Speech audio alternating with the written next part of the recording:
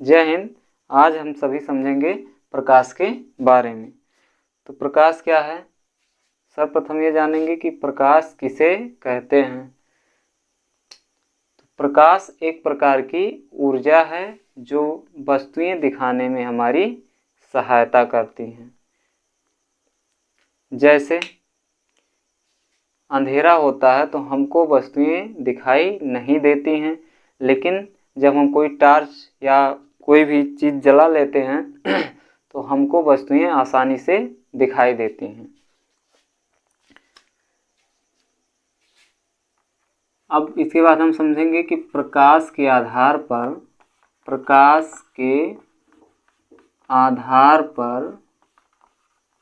वस्तुएं प्रकाश के आधार पर वस्तुएं तो प्रकाश के आधार पर वस्तुएं दो प्रकार की होती हैं। कौन कौन सी? पहला है दीप्त वस्तुएं और दूसरा है अदीप्त वस्तुएं।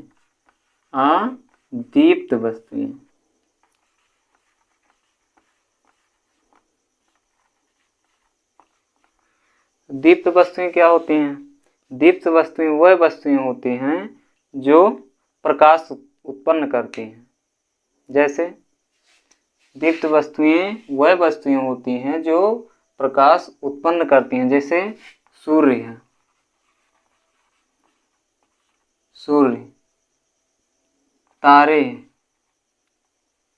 तारे नहीं, हर तारे में प्रकाश नहीं होता है। सूर्य है, उसके बाद टॉर्च है, मोमबत्ती है,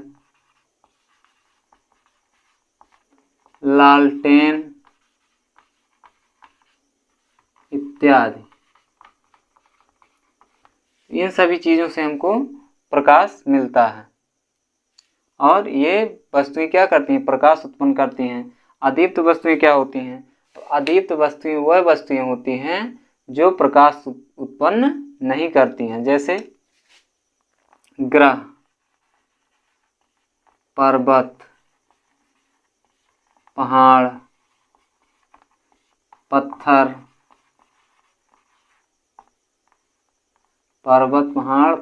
इत्यादि। ये सब चीज़ें क्या होती हैं? प्रकाश उत्पन्न नहीं करती हैं। तो हमने क्या समझा कि प्रकाश क्या है? प्रकाश सर्वप्रथम कि प्रकाश एक प्रकार की ऊर्जा है जो वस्तुएं दिखाने में मदद करती है। उसके बाद प्रकाश के आधार पर वस्तुएं कितने प्रकार की होती हैं? प्रकाश के आधार पर वस्तुएं दो प्रकार की होती हैं। कौन कौन सी होती हैं? दीप्त वस्तुएं और अदीप्त वस्तुएं। दीप्त वस्तुएं वह वस्तुएं होती हैं जो प्रकाश उत्पन्न करती हैं। अदीप्त वस्तुएं वह वस्तुएं होती हैं जो प्रकाश उत्पन्न नहीं करती हैं। अब इसके बाद हम समझेंगे कि प्रकाश का परावर्तन कैसे होता है। प्रकाश का परावर्तन कैसे होता है या प्रकाश का परावर्तन क्या है? अब हम समझेंगे कि प्रकाश का परावर्तन क्या समझेंगे? प्रकाश का परावर्तन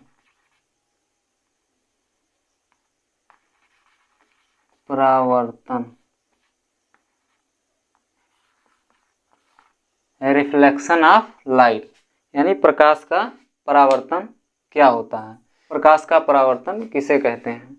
तो प्रकाश का परावर्तन जब कोई प्रकाश की किरण किसी चिकने सतह पर पड़ती है तो उसी माध्यम में वापस लौट जाती है। जैसे मान लेंगे यह कोई, यहाँ पहले परिभाषा बता दें। परिभाषा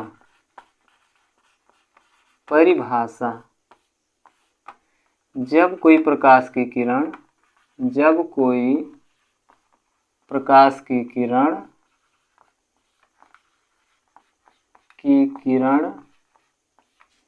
किसी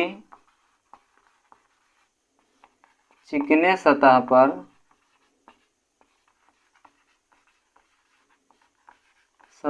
पड़ती है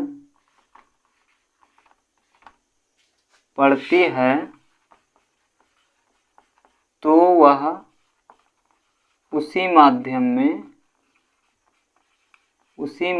में वापस लौट जाती है। जब कोई प्रकाश की किरण किसी चिकने सतह पर पड़ती है तो वह उसी माध्यम में वापस लौट जाती है। इस प्रकार की घटना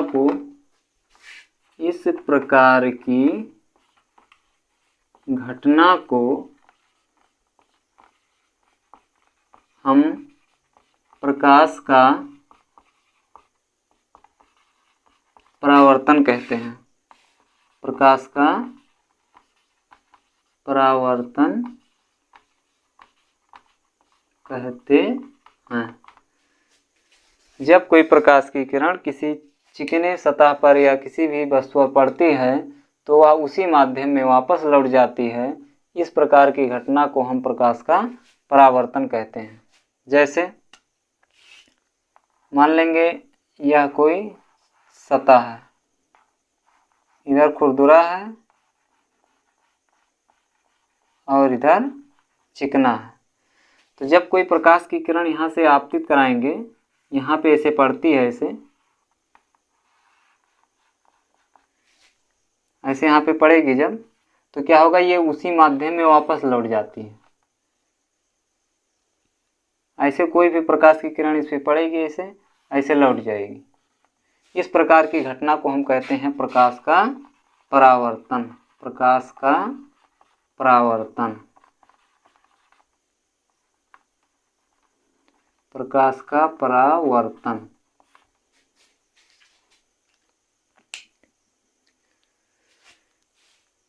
इसके बाद हम समझेंगे कि प्रकाश के परावर्तन के नियम क्या हैं। यह हो गया प्रकाश का परावर्तन।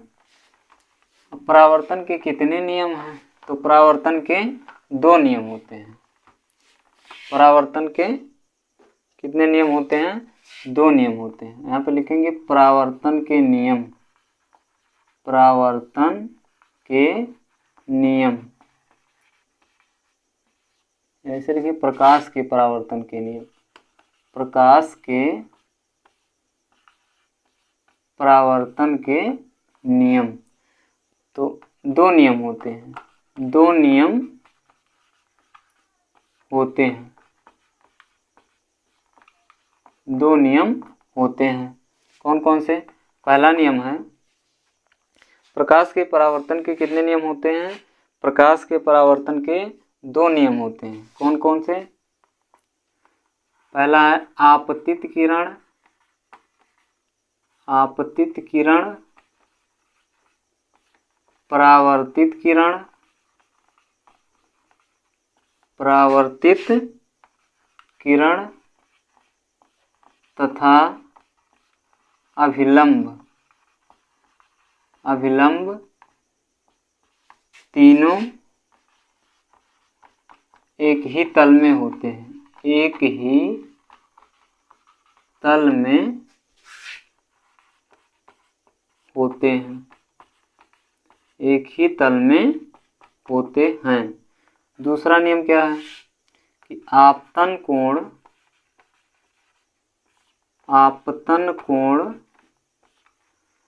परावर्तन कोण के बराबर होता है। आपतन कोण परावर्तन कोण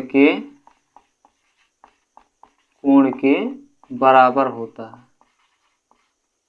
बराबर होता है, यानी आपतन कोण परावर्तन कोण के बराबर होता है। कैसे, इसको देखिए पहले कि आपतित किरण, परावर्तित किरण तथा अभिलंब तीनों एक ही तल में होते हैं। आपतन कोण परावर्तन कोण के बराबर होता है। जैसे ये कोई चिकनी सतह है, ऐसे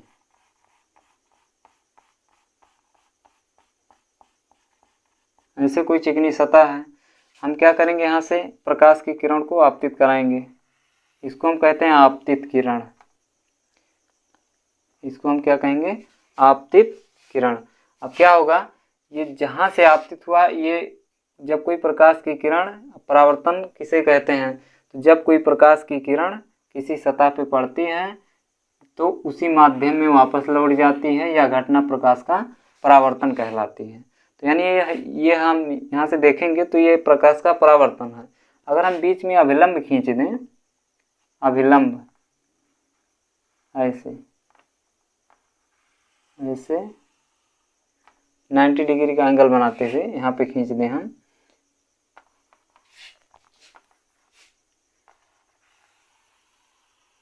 ऐसे, तो इसको हम कहेंगे क्या, आपतित किरण। आपतित किरण है ये क्या है, परावर्तित किरण है। परावर्तित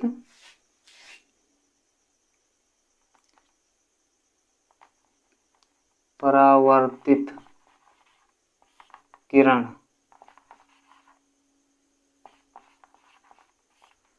ये क्या है, अभिलंब। अभिलंब यानी आपतित किरण, परावर्तित किरण तथा अभिलंब। अब यहाँ पे देखेंगे पहला नियम ये कहता है, परावर्तन का पहला नियम ये कहता है कि आपतित किरण, परावर्तित किरण तथा अभिलंब तीनों एक ही तल में होते हैं, यानी एक ही बिंदु पर होते हैं। तो ये पहला नियम जो होता है फॉलो हो गया। यहाँ से आपतन कोण परावर्तन कोण के बराबर होता है। तो यहाँ पे देखेंगे जितना एंगल इधर बन रहा है इतना एंगल इधर बन रहा है। तो यानी ये हमेशा जो है आपतित किरण और परावर्तित किरण और अभिलंब के बीच में जो एंगल बनेगा, इधर दो एंगल, ये क्या होगा, ये मान लेंगे ये 60 डिग्री है तो ये भी 60 डिग्री से परावर्तित होगा। अगर 60 डिग्री से आपतित हो रहा है तो 60 डिग्री से वह परावर्तित होगा। अगर 50 डिग्री से आपतित हो रहा है, 50 डिग्री से, तो 50 डिग्री से ये परावर्तित हो जाएगा।